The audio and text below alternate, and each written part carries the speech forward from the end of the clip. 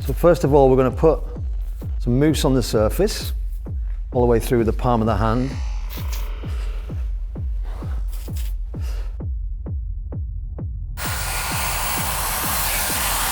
So once that starts to set, you can almost leave it. If it breaks a little bit, it's fine.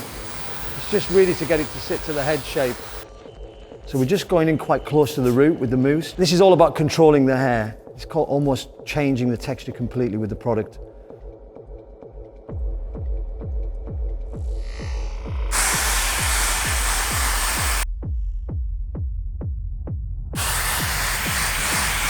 Because obviously it can be a little bit sticky with the product, so just be careful. That's why we use a soft hair net.